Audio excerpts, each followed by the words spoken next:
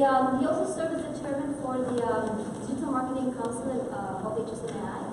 And most importantly, he was recognized as top 25 most brilliant minds in the sales and marketing industry. So without further ado,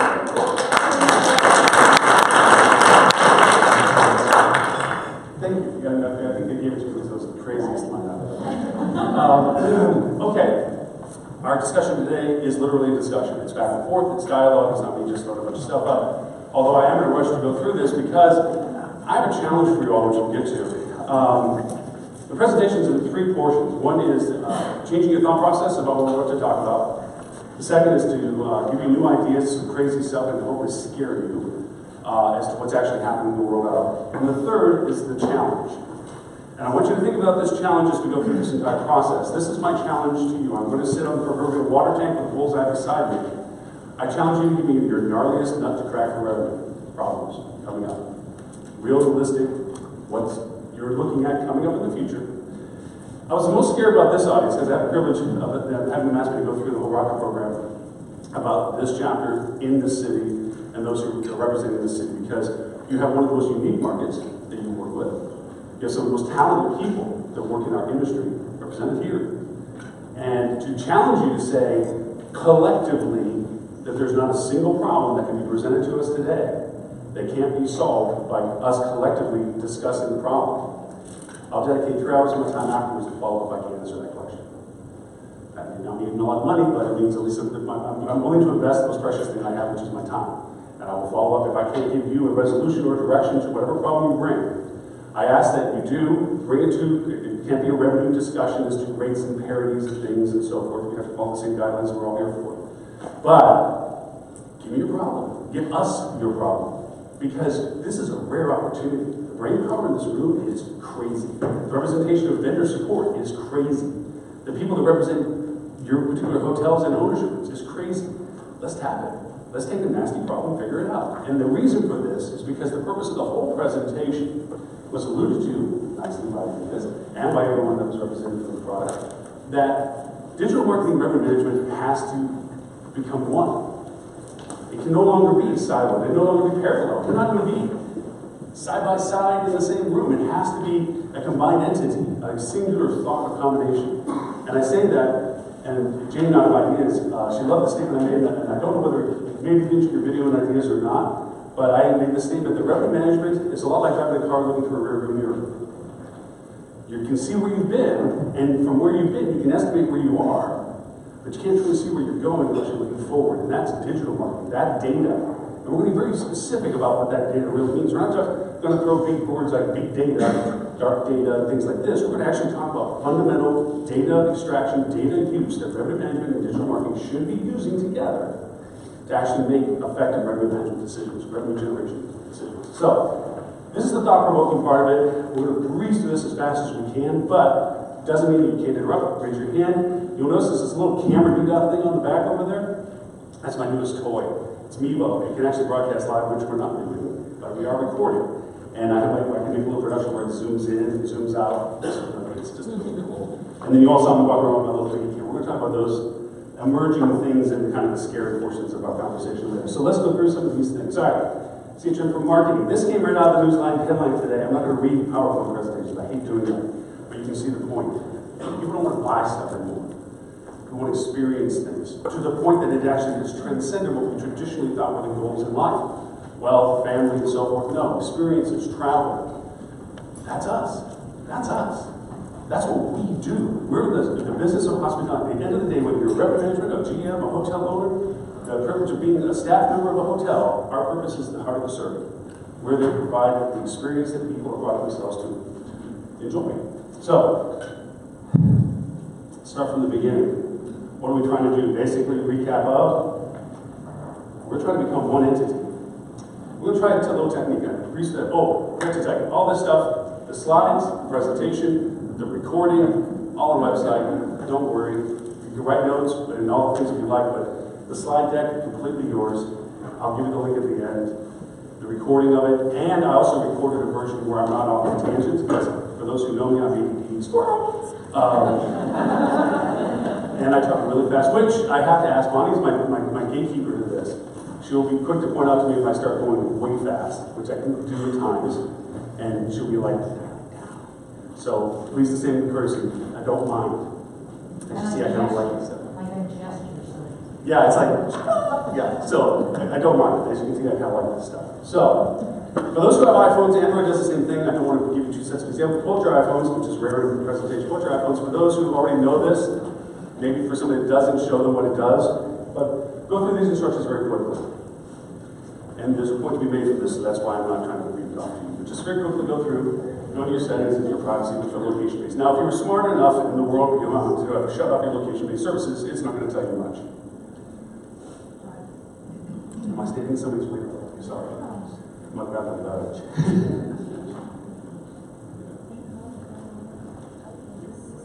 For anybody that gets to it, raise your hand so I can ask you a question.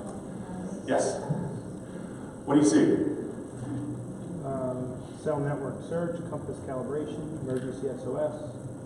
No, go farther. Gotta go in the histories. Product improvement. Anybody else? Where? Anybody see a map yet? Anybody see a list of anything yet? Yeah, you gotta go farther. Sorry, it's a long list. Sorry, there's a lot of things your phone does for you now. But as we get on the bottom, you see a map, and it's actually showing you where you've been. How long were you there?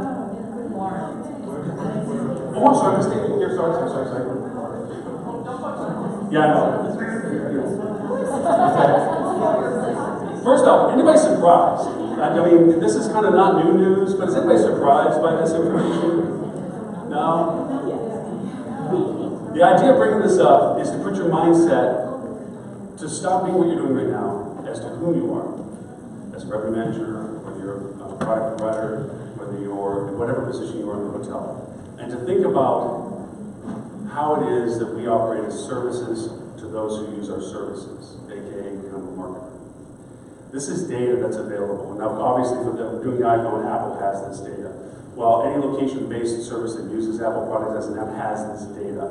And don't worry, Android, it's even more pervasive for you. Google uses it much more robustly than Apple says that they're not using it. They do. But the idea of this is there's a tremendous amount of data out there that is available to be used. Forbes says there are 5 problems that create failure for a company. We're going to breeze through these because this is what killed me in time last time in Baltimore. We took too much time on these 5 points. One, it was beautiful telling me, it's like, don't talk about the 5 points so much, just go through those real quick, because that was not the fun stuff. But we're going to go through it because it needs to put you into a mindset. My mindset is this. We have been following people that have been giving us business, and this is no deference to our vendors, and no deference to Google or all the other people that we work with, okay? We've been hungry for the attention that they give us. We need to be on their search pages, so they tell us how to be on their search pages, and that's what we give them, okay? So these 5 points are related to us kind of chasing the carrot that we never catch, and the problems that it can create for us as business. First is, we're never really in touch with our guests. Problem number 2, no differentiation in the marketplace. Problem number 3, failure to communicate. Problem number 4, leadership breakdown. And problem number 5, failure to define a profitable business model. Now, I don't have a recap to all of these, but I wanted you just to see all 5 to realize that what I'm talking about is this. An OTA wants us to be homogenous. They want to know our room counts, they want to know our inventory availability, they want to know our amenity base, they want to know factual information, addresses, and so forth. The only people that like a picture of the porta caches that either the person that owns the building or OTA. Didn't know this. We've standardized ourselves. We've created a vanilla. Each of our hotels has a story. Now that sounds odd to be talking to revenue management and operations and ownership about a story. But all of our hotels have a story. And I mean even a box on the side of the road between point A and point C has a story. Limited service hotels have a story. Every place that provides our service has a story. And that story is what makes us different. We're going to talk about the scary parts of that later. But the purpose of saying that is because we've got so much about saying, what do you need, Google? Oh, you need this information? Here it is. And now all we are is kind of the same flavor of information. Here's our picture spread, here's our address, here's our map information, here's our NAP information, address and phone number, here's our inventory information. But there's no story. And I'll make an exhibit of this in this room. Is this something that truly gets portrayed through the website of the hotel? Is this a part of the culture and the story that the staff share to the people coming into this hotel? That's our burden, that's our responsibility, is that we share the uniqueness of what we're offering as service as a part of our message in marketing. Why revenue management needs to know this? Because revenue management is not about rate and availability. Revenue management, in its purest form, is about generation of revenue. And if you're only worrying about the data that you're looking at historically to base upon what you need for the future, this isn't a part of it. But this is the part that sells. That's the first statement that we just ripped out of the headlines. And I mean, literally, I cut and pasted it while I was sitting back there today. That came popped up. It's a stat that we've heard bounce around a little bit. But truly, people are looking for this. Not the fact that you have a room availability at a certain rate. That's the functionality of the process. It's the story, the content, is the true driver of what we can get revenue generated from. Okay. Changing our story. I went over and made this. I took it from Marriott. No, actually, it's old, so they've all changed a few things since then. This is how we relate to our guests. This is where I'm saying we have to change our story. Our story and our complexity is that we go over and define our guests into these categories. Has anyone walked into your hotel and said, I'm a Smurf? I think some person that did say, yes, they did this. And they drove. It's like, yes, they were. And I was like, okay, good. They probably weren't thinking the same Smurf you were thinking. But we make Smurfs. We record travelers, we segment. Why do we segment? I mean, it's a legitimate question, it's an rhetorical question. Why do we segment like this? Yes. It helps us. It doesn't help the guest. Well, to take that, Juan made a great point in my earlier conversation. It does help the guest because we're better able to define what service needs that they have and what we can offer them and what information we can provide. So in a way, it does help them. So it's not fair to say it's just a completely one-sided conversation. But it does help us more than them, because it allows us to quantify people in categories. Unfortunately, as human beings, we stereotype, we categorize perpetually in our relationships. Well, that person's such and such, but for whatever we define them to be, we do no different in our own business. But when we do this, the individuality of that person gets lost. It's now the more commonalities that they represent. And through that commonalities, we then define our services to them. And so our story is about them as a general category, not as a specific entity. Irene, that young lady right there, who doesn't know what I'm talking about. Outstandingly came over to me, and she saw that I was a part of the program, and said, who I am, so would you please let me know if there's anything I can get you personally, so forth and so on, just let me know. That is a story. Not everybody does that. And I compliment for that, because that engagement, that individuality of conversation is what creates our business. That's the message. Because when you think of all the consumer feedback sites, and the value that they represent for a business model, the fundamental aspect of it is that these people really bitch about you, or they really compliment you, and then there's something in the middle. People bitch about you most usually, competitors trying to tear you down. People talk too nicely about you, you're probably your own employees and not your own ownership. And somewhere in the middle, 15 comments about your bathroom being too small might be real. Out of all that process, you want to share what you've done. And the inspiration most people sharing on that is usually extremes, good or bad. Has always been that way. Bill Marriott built his guest service questionnaire based on the idea that people inherently want to tell him how to improve his business. Unfortunately, it got bastardized into, if I say something bad, I get something free. And now you don't get the true story, you get the find out something wrong, which just as a note of the process, if we do a post-exit survey with people as your last email, official email with them, don't ask them questions like that. You're asking them for the last negative comment. You're asking them to critique you. So your last official communication is what was wrong. You want the last comment to be, tell me something that you really took away from your trip that we can share. The dialogue has to change. The story has to change. Again, why revenue management conversations? Because you're becoming that entity. You're becoming the guiding force. I disagreed 4 years ago that revenue management was going to control the world. I said digital marketing was going to control the world. I was half right. The combination of the two is what guides the world. Because revenue management is the guidepost. They're the ones that know what their goals are. And then Bonnie made a great example of how often do you change your forecast when the ownership asks you to, or ownership involves you. It's an always situation. You know you're dealing with fake numbers. Why? Because you're told those numbers you have to run with. Okay, but you still have to make those numbers. So who's going to help you? Salespeople work about group sales. Worst thing to do is ask a salesperson to do transient booking. They're taking their business out of their pocket for bonusing. How helpful are they going to be? Yet they're often the person that's left because they have that perspective of the property to be asked to do this kind of work. Okay? Operations, they're worried about housekeeping arrivals, food and beverage purchases, operational staff concerns, the last person in the world that's worried about forward-thinking stuff usually is the GM, because GM's so caught up with stuff. Plus, our world has changed. Ownership walks past the GM's office now and goes to the revenue manager's office first, and then goes back to the GM. Or the GM gets to drag along with them or something.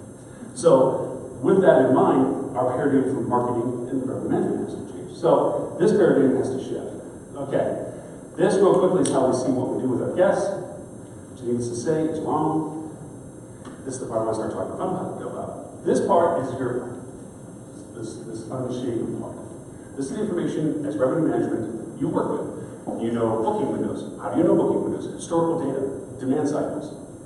Okay? Statistics and information that stock gives you relevance for. You have your stay dates, you have your length of stay, you have your departure dates. These are factual things. The little fuzzy area over there, that's the research area. That's the part you don't deal with. And that's where they discover you. Begin to decide upon what they're going to be doing. How do they relate to you? How do they engage with you? How do they learn about you? You don't touch that. You're over here. Your rates are based on previous demand or pace. It's based on current bookings, compression, competitive set analysis, very factual, knowledgeable stuff. And yes, it's forward thinking. You're seeing early compression on demand and so forth. You're seeing pre-bookings and so forth. But our industry and those who service our industry have trained their entire consumer to wait. Don't buy it in your head. There's a world of difference that's going to happen between now and then. As a matter of fact, Hotel Tonight tells you, wait till you even get there. We'll give you a choice even the day you're walking out of the airport and pulling out into the car. So this area over there is what we're going to talk about. That's where marketing can give you the forward thinking to what you're looking at in first with your data. Now, I know I'm not talking to marketers, but I want to see if there's terminology that you've been exposed to. Have you heard of custom audiences? We're speaking about Facebook now, because there's so many social platforms we can talk about. We're just going to grab the biggest bear. So Facebook, have you heard about custom audiences? Hey, show of hands. A couple, yes, great. For those who don't know, custom audience, Facebook wants you to spend money, by the way, with them, just like Google does. And at first, they wanted us to solicit participation in their platform. Make a business page, have a bunch of people follow you on their platform, and we'll let you talk to them. That was the original thing. Then all of a sudden, we didn't get to talk to these people that much. Facebook says, well, you got to be relevant, so they don't really want to hear business stuff all the time. So now only 25% of people that said they wanted to follow you were going to see what you said. That went down to 17%, then 9%, then 4%. We're down to about 1.7% now. And that's iffy at that point. So now to be in Facebook, you have to pay to get the audience that you cultivated so much to follow you, even you have an audience that follows you now. Custom audiences allows you to tool that by taking an email list that you have. And you only want the email addresses. And the reason we want to do this is because if you send them up to Facebook and say, hey, Facebook, of all these emails, who do you recognize? And the idea is that Facebook looks at the emails and says, oh, that email was used by such and such. Now, you don't know the individual person's name, but you turn it into a digital avatar. So everything that Facebook knows about you is now filterable by you to communicate with that audience that you've loaded. Let me give you an example. As I used this example 4 years ago when this first rolled out, I said, and this is not to be biased to anything, I could advertise to a one-armed Hindu in Amish country looking for Tex-Mex. And I could literally make an audience that would have that filter and give me an audience for it. That's now expanded with Facebook's capability of their partnerships to financial institutions, medical institutions, insurance institutions, that I can say that same person that also has $2, one of which goes to Cornell, one of which goes to Harvard, they own a home that's worth $3 million, they drive a BMW that they've owned for at least 3 years, and he has at least $1 million in the bank account. And I can make an ad for that. I have examples to show how that works. So, the other is lookalike audience. This is, for those in the business long enough, American Express used to offer lookalike audiences. It was a crazy tool, very expensive. $40,000, $50,000 expensive. What they said was, for everybody who uses American Express at your business, we'll make an audience and send them whatever you want to send them through our email. Now, you don't get the information, but we'll send it to them. Okay, that was $40,000. You get to do it for free now. And what that is the custom audience that you make. You then ask Facebook, how many people are within 1% exactly the same demographically as the people that I just gave you? Out of 55,000 points of reference, you can get within 1% identical demographics. We all like to think that we're unique, but as we showed earlier, we kind of categorize ourselves. Same too with that. There's a lot of similarities in people's demographics. Now there's a whole audience of people that don't even know about your product, but they're very, very, very similar to the people that do. And now you can target them and send them things. Another thing with custom audience and lookalikes that we don't have time to discuss is you can create these off your websites. Pages that people visit, times that they visit, what they put in. We'll talk a little bit more about that in a minute. But those custom audiences, to give you an example, if they go to your wedding page, but they don't book, I know where they came from, I know their age, I know their demographics, and I can retarget them again and say, hey, you're thinking about the perfect beach wedding in Jupiter, Florida? Here's something for you, and it's a direct ad on the right rail. Do that. And it's like 12 cents. It's still the most affordable platform. But we'll talk about the direct value conversion of social also. All right. So, I'm going to skip by that example. I've made a lot of money. And get to this one. This is more revenue related. I had a hotel that lost a group 2 weeks out, and was 62% of the total occupancy. And there was a attrition clause, but this was a repeat group, and unfortunately it was due to tragedy that they had to cancel, so we're going to implement the attrition clause to this. Honestly, from the revenue managers in the group, what options do you have at this moment?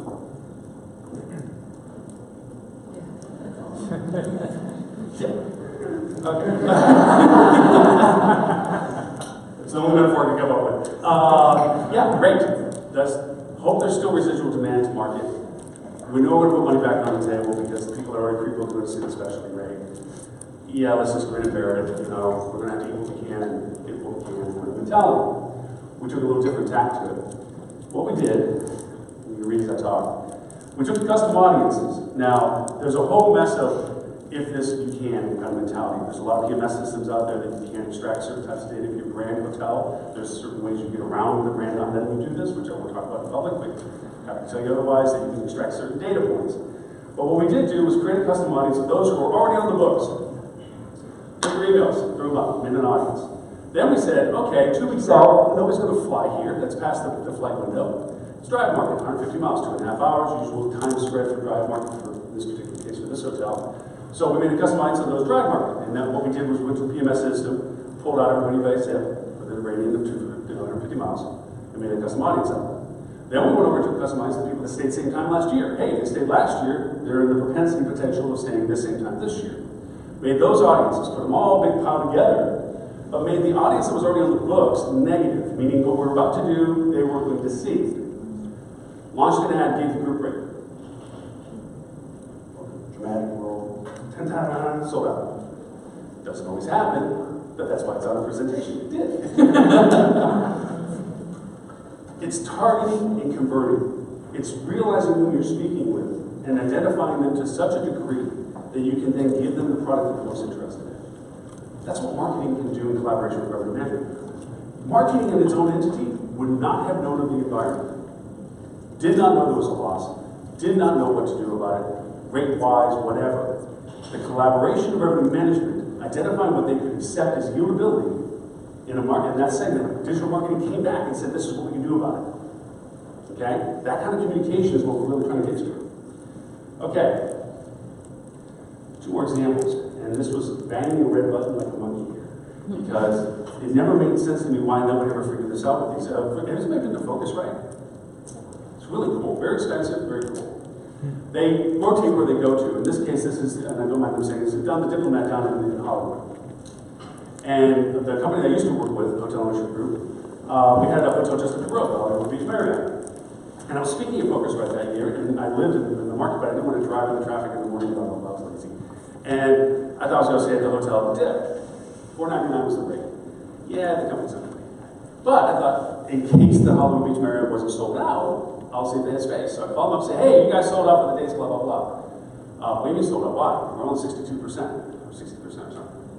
I said, what about the big convention down the road? He's like, what convention? You do reader rooms, right? But anyway, I said, so what's your rack rate? $3.99. Okay. So I targeted everyone that liked Focusrite, and then all of their chief sponsors. Anybody that liked their chief sponsors and liked Focusrite, I targeted them on Facebook and said this. Hey, you did Focusrite? You can go through 5 minutes, $100 less. 5-star, 4-star. Not only did they sell it for all 7 days, they got a few thousand people to start following their page. 2 years later, Focusrite came back to market. I'm like, they're going to figure out what we did, but no, they did it again. So, again, targeted messaging, targeting audience. Do you guys do blitzes still? Do you have your sales team go out and do blitzes? Yeah, stop. If I could make a suggestion. You don't need to. Just target the people that are employed by the companies you're looking for. Take your top 10 employers and market. Target them as a targeted audience on Facebook, and then just give them value whatever you're going to offer them. You don't have to give them L&R. L&R is for business contracts. This is for their employees, people coming in or out of market, people that work for them as a reward base, especially if multiple unit properties are in other destinations. It's a huge hook. Hey, you work for XYZ employer in our market. We love you. We appreciate you. We have hotels all over the place. Go here for your special discount. Click. And there's even cool ads on Facebook that are lead gen ads that are really cool to do that. We don't have time. Okay. This one's for the F&B lovers. We had a restaurant in a market that had 71 direct walking competitors. It was a really high dense little town, 71 restaurants in walking distance. This restaurant had been around for 35 years. We went through a 4.7 million review, renovation. On the beach, beautiful, great food, great service, well established. Unfortunately, it wasn't the new kid on the block. Everybody wanted to go everywhere else. Now, with the density of restaurants that are there, valet parking was the kind of currency. Once you parked, and you walked everywhere else you wanted to go to. So, old school marketing, new school tactics. I used to own restaurants. When I wanted my restaurant full, I had the common sense to realize that I've got the young single girls in my happy hour, the young single guys were going to come in as well. Technology has changed. You can lose, your restaurant could lose a complete audience by somebody walking in and being dead at the wrong moment, and they go, guys, we're out of here. You don't even know that conversation happened. Back in my day, we didn't have cell phones. We had to wait until everybody showed up to figure out it was slow, and then we left. So what we did on Facebook, age is creeping in. What we did on Facebook, and this was for free, targeted females, age 24 to 34, indicated they were single, because we didn't want the married women to be around for the guys. Liked live music, because we had live music. And we're in a 5-mile radius. We had a lot of lawyers and doctors' offices that waited around this area. And we're doing it at 5 o'clock on Friday, because we're not going to do it too far out. They're not going to drive that distance for happy hour for traffic and everything. So we posted it out Friday at 5 o'clock. We had a 150 parking spot parking lot. We took it down to 5:45. We were full. All the guys came. So then we're like, okay, we're going to do this for live music at the night. At 9 o'clock, we're going to do it again. We didn't even have any parking spaces off. We had to offer free drinks, and the place got more packed. There are apps that are out there. There are scary apps. Again, just to bounce around a little bit because I'm like this. There's an app called Banjo. If you ever get the chance to look at it, it's crazy. Geographically, most people don't turn off their privacy settings in their social posts. So you can go anywhere in the world and see what everybody's posting geographically. So we used to, in the same restaurant, see who was posting where there are other restaurants in the market, and just say, hey, dude, you're just down the road, come over here for a show that's posting, get a free drink. I did that literally sitting in a bar down the road from the restaurant, because somebody took an Instagram picture of the bar, and I'm like, what's that dude? He's right over there. So I said, hey, you know, you should go to this restaurant. And watched him get up and walk out. I'm like, yeah. Unscalable, but just very cool. All right, so that's that example. Okay, attributions like this. Google, for everybody that even touches a lot of this stuff, ripped out our keywords a long time ago. They stopped letting us see keywords. Why? Because they were trying to transition to what they are now, which is keywords aren't the reason that people search. It's what they use to find what they're looking for. So the intent of the use of the words, and Google knew this, so they ripped out the keywords so we can keep focusing on keywords, because as marketers, we're like lemmings. Tell us how to make it better. We're just going to do that. We don't care. So they give us attribution string. Is anybody familiar of seeing attribution strings? I mean, it's a buzzword. People always talk about attribution, bottling, and so forth. Google gives us attribution strings. If for anything, and you have a digital marketer or your e-commerce manager or whoever you dialogue with, your agency or not, have them pull this report up for you. It's just one of the functions in Google Analytics. And it's your attribution string. And what it does is it tells you what people used in process to convert. And they rank it nicely to the most converting to the least converting. Now here's the cool part of all this.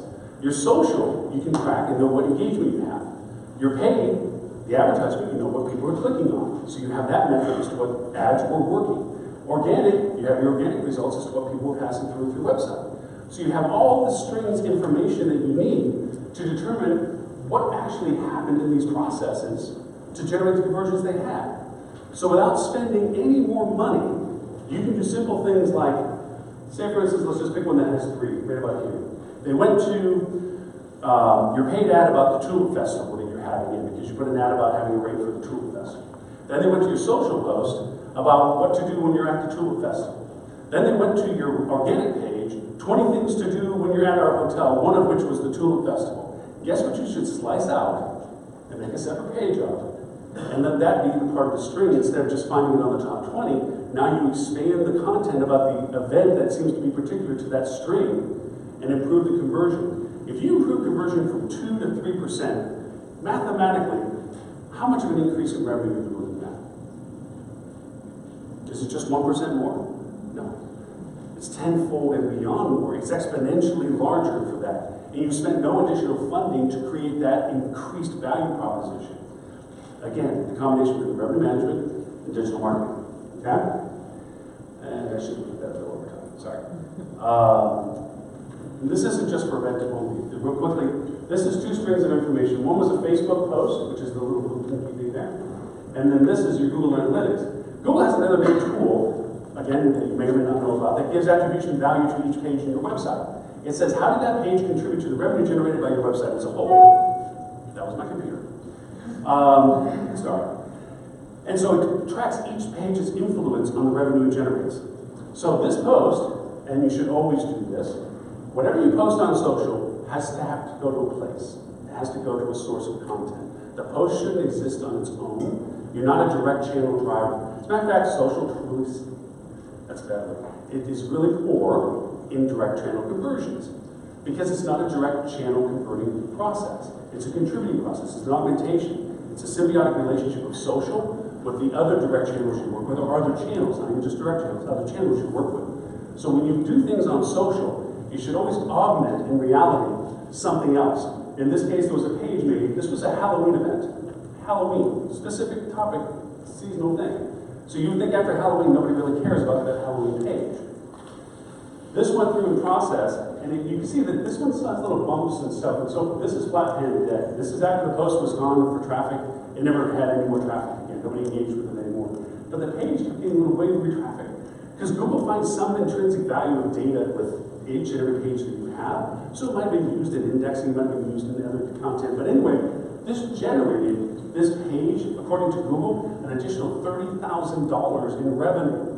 And it was a Halloween post.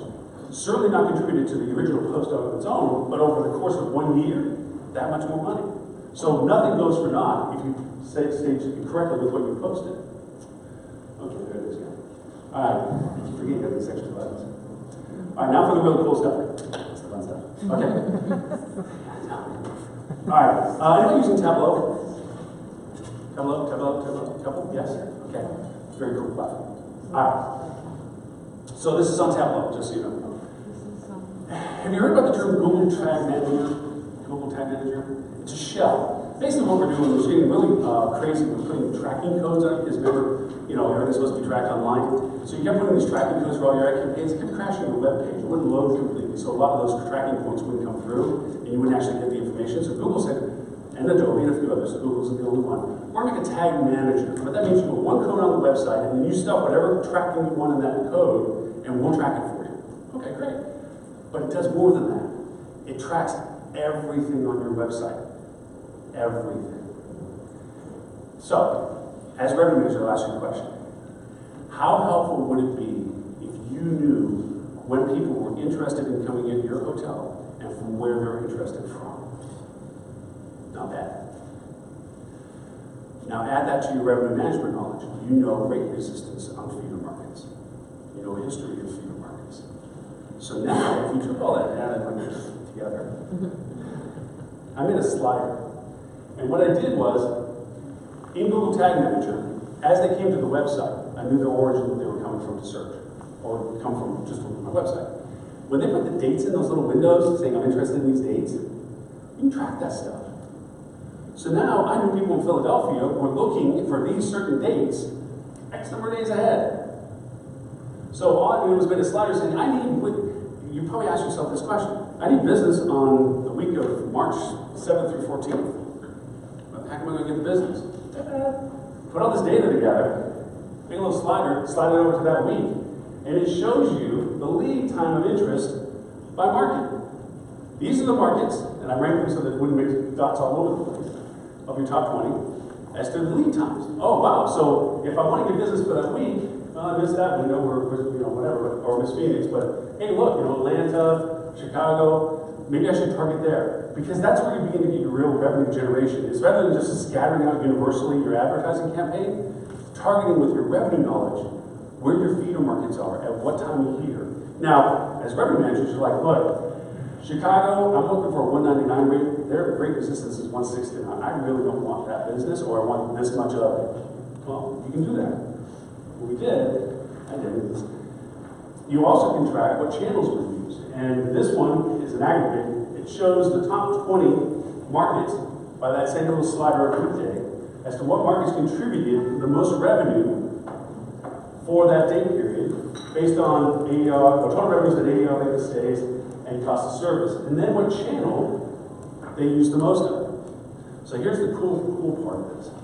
You can actually make a marketing forecast without your current data that will generate an actual amount of occupancy and ADR that you attain on a given date just with this side of the information. Because, to follow the string of logic, if I know that if paid ads was the primary channel for my top place, say Atlanta, because I want that ADR, and I know my conversion in paid is at 2.5%, okay, and I know it costs me X dollars per click to attain that kind of conversion, I can math out the amount of money I need to spend to get that conversion level for that amount of business, for that amount of time, for those particular dates. That's cool. That's cool. That goes on the layering of what you do. Because all that information means nothing to a marketer. They just think it's cool that they can target a market and have good success with it. It's your translation of knowing what you should be asking, because maybe you don't want business from that particular market because of the rate resistance, or maybe you don't want that level of business, or that time is too much, or you know that you can go back to it again if you didn't generate enough revenue out of the other markets, and you're willing to take that rate at that point. Or you lost a group 2 weeks out, and you got to go fish somewhere else and see what they can get out of business out of it. So, all right, that was good stuff. Here's some other ones. These are all free things. This, you can do with Google. Particular client line, high-end spa resort. They were getting a slump, and they were getting business from the same sources, but they just weren't getting enough of it as they had historically. So we took all of their data back. This was for 4 years. Where did they get their revenue from? And we did it by zip code. We just pulled everything out of their PMS system and said, what zip codes did you get all your business from in the past 4 years? And then we said, well, you're in a high-end place, so the one correlation to that is income levels. Obviously, people need to be able to afford your product, so let's correlate where you get your business from to those of the income levels of those zip codes, which, by the way, is free on the Census Bureau. You can just pull that kind of data out. So we made a heat chart. This actually is static. The active one, you go down to the zip code and show. But it showed the heat chart of where they got their business from. Okay.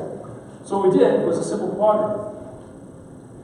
And what we said was we created 2 axes. One was median income, and the other was revenue generation. What we're looking to find was these people had the propensity for purchase, but they weren't generating revenue, lower quadrant. These people had the propensity income and generated revenue, upper right quadrant. So we targeted these zip codes as being deficient in productivity. They had the propensity by income, they had the historical value, because they had generated revenue for us before, but they weren't generating as much revenue. So we did old snail mail. We just sent them a, hey, remember us. No offers, no discounts, no having to give away anything. Just, hey, we're out here still. 30% left, 30 days. Just by being able to identify with the data where the business comes from. Again, marketing, talking to revenue management created these things. Revenue management saying, hey, this is where we have our needs, this is our cycle, this is our decline, this is our business model that's changing. What can we do? And then marketers, savvy enough to say, well, where did we get the business before? Where are we getting the business now? Where are we getting the interest in? Creating these kind of models for all this. Okay, this is something similar to what I did in New Orleans with updates, for those who saw me in New Orleans. I mean, 4 statements out of this process. This is the scary portion of the program. I said websites will be a thing of the past, search boxes will go away, AI, artificial intelligence will control your marketing, and video will become your only voice. You can contest this, but I have some points to make. Websites will be a thing of the past. Dynamic websites, there is a brand name that says they will be, but they're blue, are making no websites right now. They're making portals. Because we know so much of your experience online, and I say we collectively as being those who deal with the internet space, we can tailor content in front of you as you enter into a website. One of the downfalls of us is that we don't take the lessons from better experiences of Expedia, Booking.com. They have the model in place. They have the familiarization and navigation in place, but it still relies upon the fact that we have to assume that we know nothing about the guest, so we have to give everything available to them. And then they choose the direction and path that they pass through our wireframe of our website. Well, now there's dynamic websites. If anybody's a fan of, whoops, I think I'm backwards. Oh, I have to go this way, sorry. No. Cursor, there it is. See what it's interesting, sorry. Not interesting, but X-Men. That was Magneto walking across the middle bridge, what basically was being built in front of them. This is what dynamic websites do. As you enter the portal, it knows who you are. It knows what you're looking for. So if you're a business traveler, then you see business traveler images. You see business traveler content, things like Wi-Fi, shuttle bay. We know the content is related to. And rates and offers associated with that segmentation that we're trying to pander to. Now, if that person isn't coming in to be a business traveler, that they're coming in because they're bringing their family somewhere, and they click because the navigation is still available, something with family travel, all of a sudden the images begin to change to families' experiences, family information, family specials. Maybe they're in a soft adventure mode, they're looking to do something athletic or something, same mentality.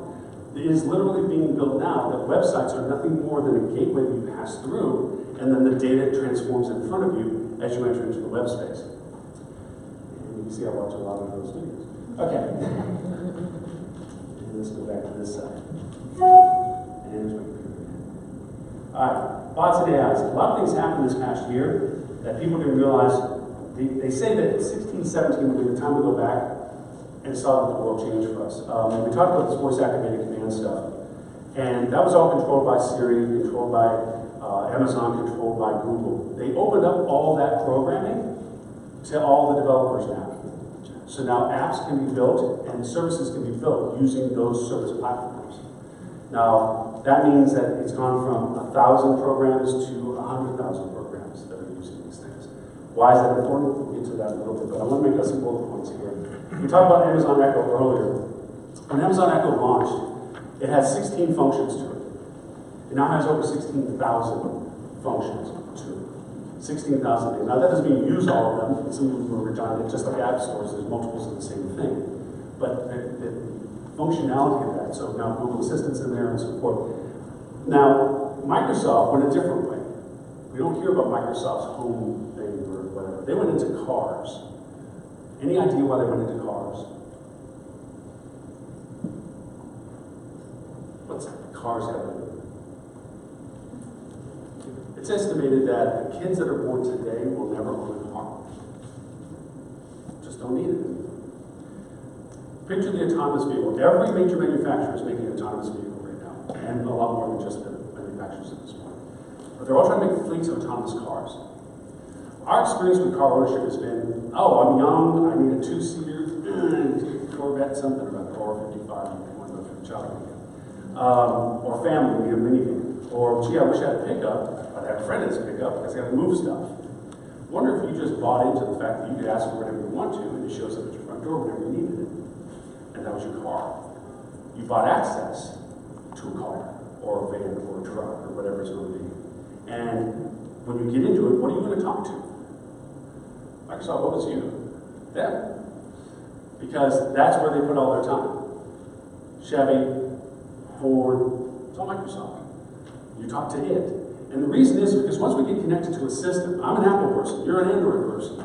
I have so many, it's embarrassing how many apps I have. I have literally 3,200 some apps. No kidding. I just pages, files, it's embarrassing. Because I like making them and I want to see what everybody else does. But I can't get off Apple because then I'd have no apps because they don't go over to Android. So you get loyal to a product that you begin to use in service. That's what they are trying to do right now, is make sure that that loyalty of engagement. That's why Amazon is so adamant about what they're doing. That's why Google's trying so hard to be different but to catch up. And that's why Apple's yet to announce what they're going to do, so that they can figure out what's the next thing that's beyond what's being done now. So anyway, there's those. The search box will go away. Oh, I don't know if you all are Star Trek fans.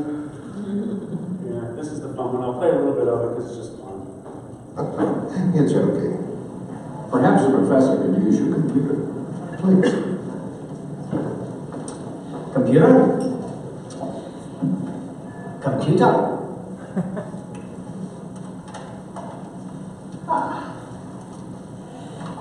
Hello, computer. Just use the keyboard. Keyboard. Oh, great. Okay, I got it, because I was just watching it. Okay. So, I lived through that. That was a movie I watched when I was in the theater. It seems weird, but we've gone through that now. We just talked about Echo walking into the house and like, say this, do this, ask questions, 10 friends saying 10 questions she asks when she wakes up in the day to listen to stuff. Our engagement is changing. Why is that so important? Because we're stopping this. What does that do for us? Going back to the river management marketing. Did you know that Google changed its business when it went to Alphabet and Google stayed the same? It used to be fun that Google's at one time in their mission statement was do no evil. That was their thing. Do you know what their new statement is? To be the ultimate assistant. Actually, not ultimate, but it's adjusted. Is to be the ultimate assistant. Search isn't about answering options. Search is about an answer. One answer. One question, one answer. If you don't do what we need to do right, we're not that answer. Even though you may have been an alternative choice. Sorry, I'm going to do that. But if you're not that one answer, now there's a lot of metrics to that, being in schema, making sure your content is relevant, but most importantly, it goes back to one of the first things we said, story. It doesn't go down to just what rooms you have, what rates you have, what amenities you have, what location you're in, but it's the story, the content that's being shared by the people that are enjoying your product, and the story that you're engaging them with, that creates the uniqueness, the relevance, that'll make you that one answer to that one question. Okay? So, what we have right now, and we've seen that with Whiskey. And you all know about Google Assistant, right? You've seen Google Assistant. If anybody wants to, I can play a video. I just don't want to run out of time for our challenge thing at the end. Anybody wants to see the Google Assistant video? You're familiar with Google Assistant, right? You asked the same question. Okay. All right. And this, however, I do want to play part of it, because this makes you get scary. Okay? And that is, these are the guys that made Siri. Just to give a precursor. Okay? They made Siri. It was originally an app for the iPhone. And then Apple bought it and absorbed it into being what it is now. So these guys kept on working. This is what they researched. To teach new things. So what I'm going to do is I'm going to load one of the queries that I did earlier. I'm going to run that. And then we are going to open the curtains a little bit and take a look at what's going on inside. So it looks fairly straightforward here, but there's actually something pretty extraordinary going on. So the first thing that we do is we have our friends from Nuance who we're using for our speech recognition today, turn the sounds into words. Then you can see we have very sophisticated natural language understanding. And I asked the question, was it raining in Seattle 3 Thursdays ago? But then here's That's what something the Siri doesn't answer. answer. So we've got a new technology that we've been working on patenting. It's a computer science breakthrough called dynamic program generation. So when it understood the intent of the user, it generated this program. So this is software that's writing itself. Get it? Intent. When is that a programming conversation? Programming is writing itself. I have a friend that works with Watson. And I said, it must be cool to program Watson. I said, we don't program Watson. We teach it. It's an entity that actually learns. And there's horror stories about different things here and there, but if we were to play this on, and I don't want to take too much time away from it, it does this in 10 milliseconds. It understands your intent of what you're asking and creates a program that answers it. And then keeps that program in case it needs to use it to answer another question to make it useful for it. This just got bought by Samsung 3 months ago. It's disappeared. We can sure figure out that Samsung's going to do something interesting with it in the future. But that's the technology we're dealing with. That video I played at the very beginning, that thing that was going on, that was a program that can build and built identical to Airbnb's booking engine. You often hear resistance about technology, like, oh, it's going to cost this, cost this. How much do you think it took Airbnb to build their booking engine? Financial, just guess. That's fine. You pick wild numbers if you want to. How much? 10,000. 10,000. Anybody else? Half a million. Half a million. We're close to that at the very beginning. Exactly. And it's probably the intern. What's that? I said it's probably a student doing it all night. Yeah, pretty much, yeah. That app I showed you, you can buy right now for $37. And what it was showing you, it was building Airbnb's booking engine. $37. Now, it's not to impress you with the cost, it's the scalability that's going on now. The world is in transition of technology. Programs writing programs that seemed unreachable are now affordable. Functionality exists that didn't exist before, and yet we're still working with Excel. Great program, but it's just not the same.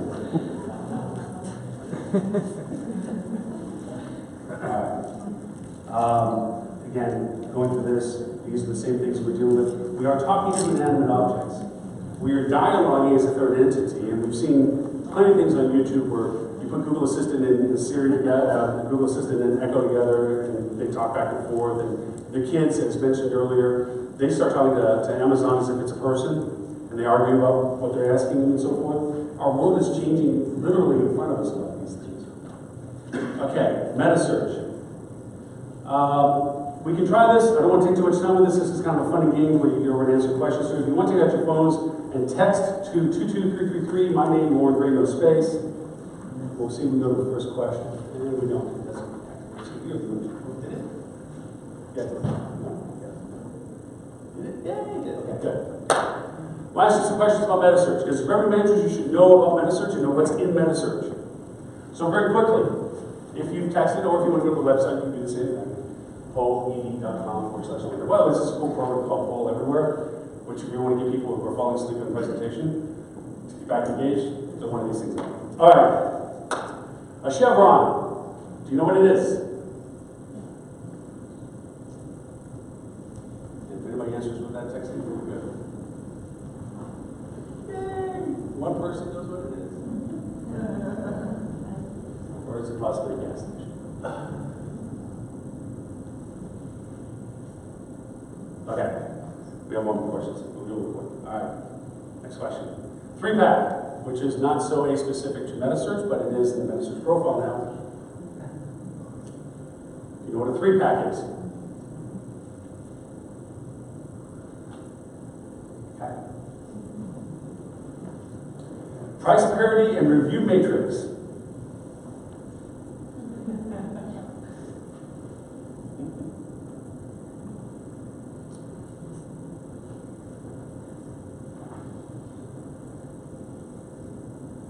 Okay.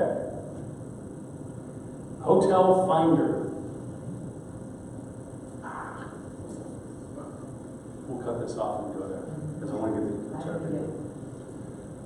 the okay. Knowledge graph.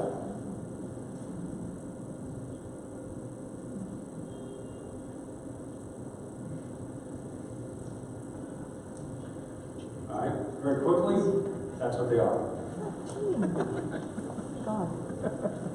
Metasearch is beyond just a channel that you maybe will be referring to it as a method of getting into TripAdvisor, onto Google Hotel Finder.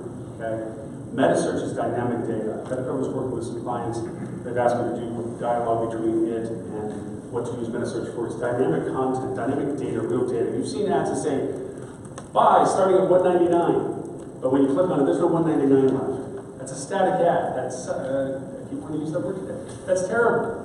It doesn't convert well. It irritates people.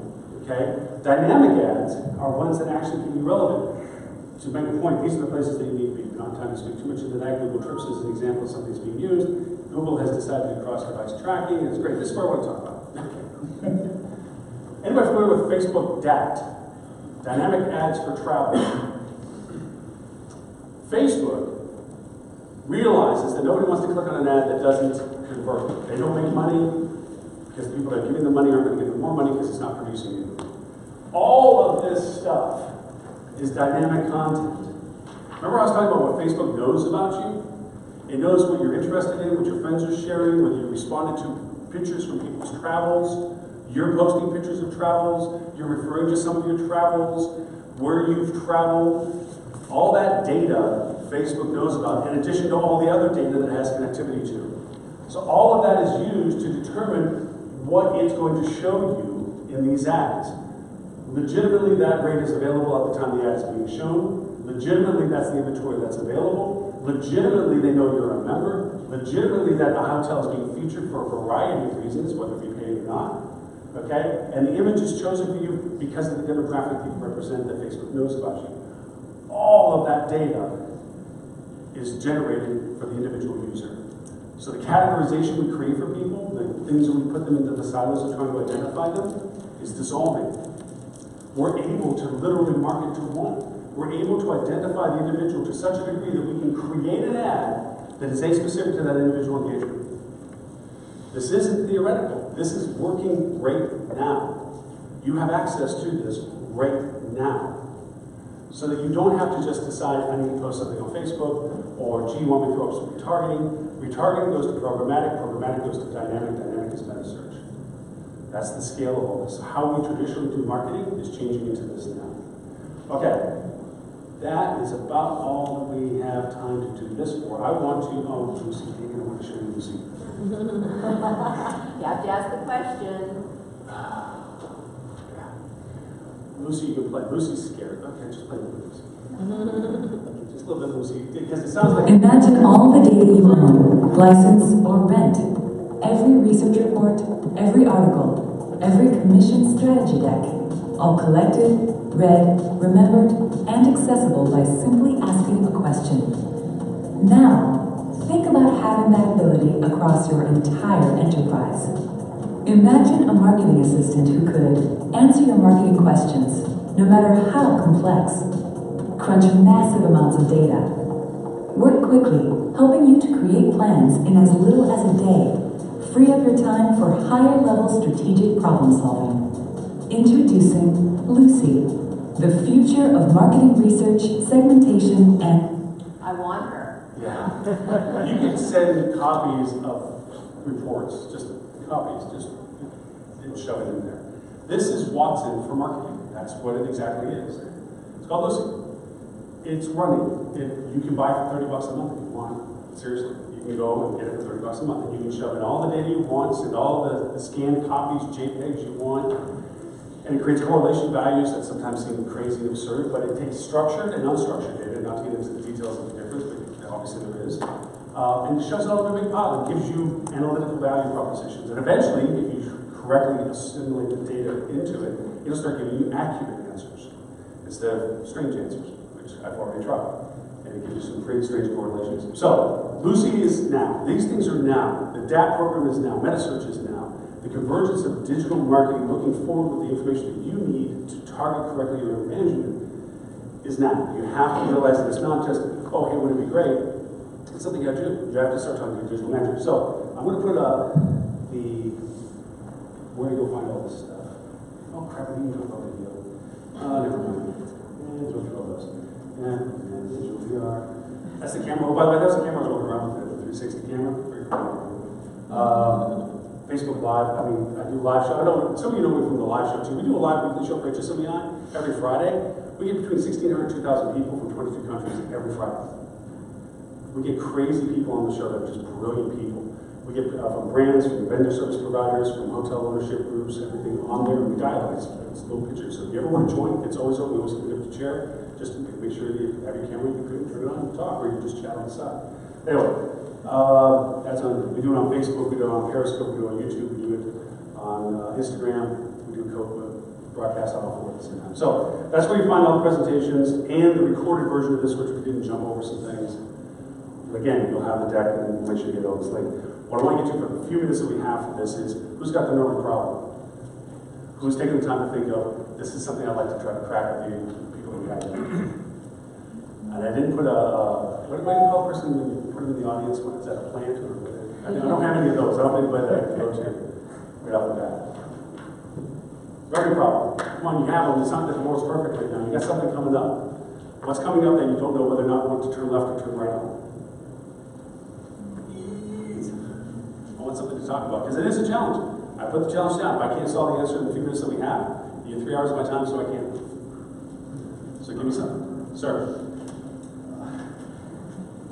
So let's say you have a period of time coming up where you're facing behind last year, you're worried that you're not doing well, you're not going to fill. Let's get a microphone. Loren, let's get a microphone. That's a bad button. Sorry, so I don't repeat you. Okay, so the question is, the situation is you have a slow period of time coming up in a few months. Historically, it's a strong week, but you don't have the base you had last year, so you're pacing down. Pacing down your competitors as well. So the challenge that I'm confused about is, do you go on a strategy where you start implementing leisure strategies, lowering rates, opening up promotions and discounts, lowering restrictions, or do you want to rely on it being a historically strong week and try to be the last to fill and yield up at the last minute? Lots of questions first. Anything new in market? Any new inventory in market? Less than the spring market. Okay. Historically, your booking window is a late booking window, or is it, in your case, months ahead early? Late booking window. So you're not looking at really the precedents down in the canyon yet, you're just seeing cases operating. Okay? Are you looking to fill it with just group, or are you looking to fill it for whatever you can get? So your group's not repeat? No. Okay, so you're trying to fill it, so is it a resale group at this point? You're just going to let the group resell it if they can? Okay. What channels that have you used before do you have a presence on? Let's just start with social. What channels do you have social? Facebook, Instagram. Active, inactive? Active. Okay. Any current campaigning? I think some of our promotional campaigns we have up there. Can you take them out? Sorry. Weekend focused. Okay. This is that period of this time. Okay. Now, I lost my questions in my head. With the business that you have, has it been package driven, or is it just you can actually do a rate for the demand that you have? Okay. Because words of market. Stop package offers, please. It's not worth it. And if your digital marketer keeps going saying, give me a discount so I can market, just slap on it. It's about. I mean, honestly, that's a coy parody of the two environments. That you don't need discounts to do marketing, and you don't need packages to grab attention. It's about being, again, targeting who you're talking to. So, do you have any CRM data that we can pull from? Any historicals that you need to? Is this a brand or a brand hotel? Independent hotel? Awesome. Okay, great. The world has opened up. Okay. What PMSs are you working with? Opera? Okay, great. For your CRB, take out everybody historical from the same time last year. Kind of, first off, do what I just talked about. But identify your current audience. Is the event that this is paired around, is this a localized event, or is this a nationally known event that people come to? Localized? So radiate out. Some things you can do on social, which we didn't get to talk about. Do you have a direct competitor in market that steals your lunch? Yes. So, take their address, put it in Facebook, put a rating of 3 miles around it, and say, from now until that date time, anybody that, you have 3 categories of inventory that you can give to your audience when you do this radiant advertising. Those who live within the radiant, those who live within 99 miles of the radiant, and those who live beyond 99 miles. That's the group we're most interested in. Start cultivating everybody that is visiting that hotel between now and the upcoming event beyond 99 miles and develop a custom audience out of that. And from that audience, then we'll begin to solicit interest in a storyline. First, do you have with your social platform that you're doing work with, do you have an editorial calendar that you have postings on? How many storylines do you run? Or I might be asking you questions, but do you run multiple storylines on your social? Okay. Identify at least 2 that are demographically similar to the time that you're talking about the event you're driven to, and look at that one squiggly line that I had. Start talking about everything around. First off, since you're in an hotel, do you have a page based on the event? Build a page about the event. I did that for one hotel in Ottawa, and it turned into the authoritative page for the event because the event never built enough content about itself, and it turned into that was the page that we used for all the content about the event. The Tulip Festival, actually, no. So anyway, build a content page about the event. It's not a sell, it's a content. All your major hyperlinks to events, activities, associations, tickets, whatever is associated with that event, put all that information on, create a storyline based on demographics. I would recommend at least 3. not know if it's a family event or not, but there's 3 categories of storylines that you pepper once per week from now until then. If you're 60 days out, at least that. When you get closer, I would then maybe amp it up to 5, only because you're getting closer to the event. But your time cycle for the first, out of 60 days, first 30 days, would be all about the event. You're talking nothing about the hotel. Just awareness of the value proposition of the event as a reminder to people. One of the other successes that I've had with it is if there is a booking window for the events of any type, where they sell out of anything, it is your excuse for a reminder to people, hey guys, remember when you wish you had come to this last year? You want to do it this year. That takes your list from last year, that's what you send to them and retargeting on social. Hey guys, don't forget this thing is creeping up. You may have wanted to come last year, but you didn't get the chance. Now's your chance, here's the link to go book your tickets at the event. Nothing to do still. Last 30 days, begin to talk about proximity of your hotel, value proposition of your hotel.